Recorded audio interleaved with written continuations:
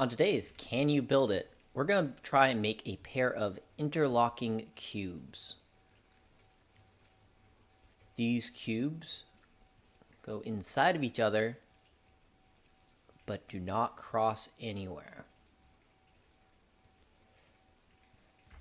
To get started, I'm going to bring a box out.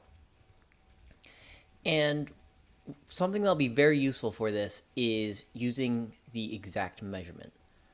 So when you hover over a corner, you can see that there's numbers that pop up. In this case, it says 20 and 20. You can click on that and type in an exact number, and this is in millimeters.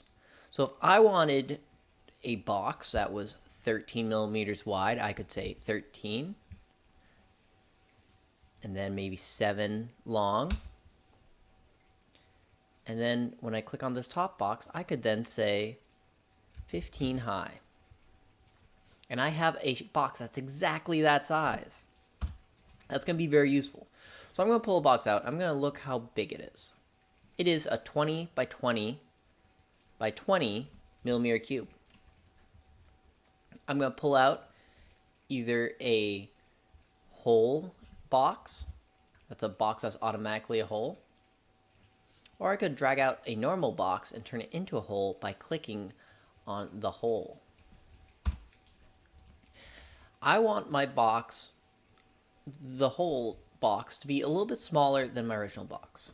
The way I'm going to do that is I'm going to click the corner and I'm going to change each side to be 17 long. So the length and the width, but I'm not going to change the height.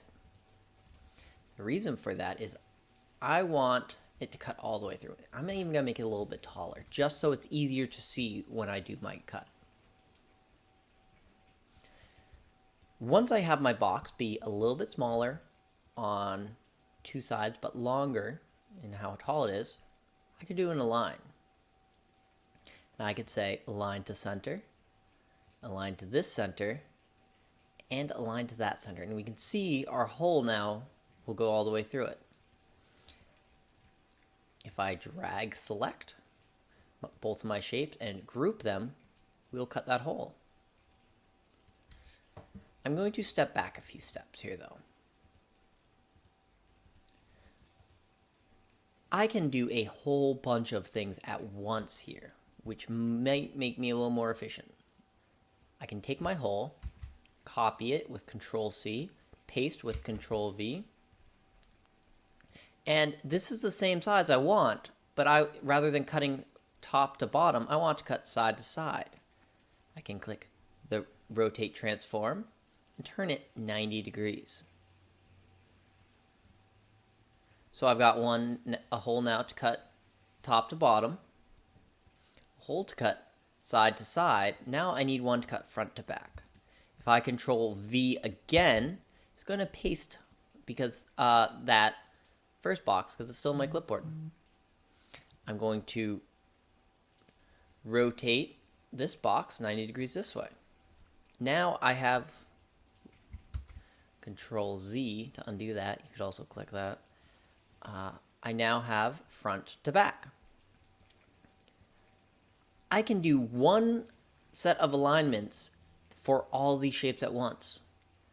I can say I want aligned to the middle, aligned to the middle, aligned to the middle. As we go around the shape, we can see that the hole is going all the way around on every face. Now, when I group, there we go. We have cut out all those holes at once.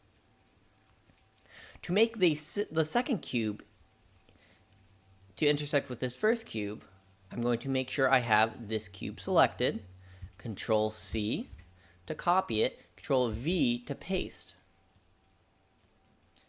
Now all I have to do is align it. I'm going to move it over to the side a little bit and then lift it up using the cone.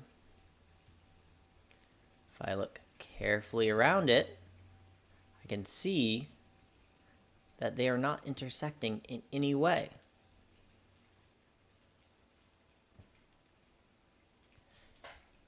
that is how you make two intersecting cubes.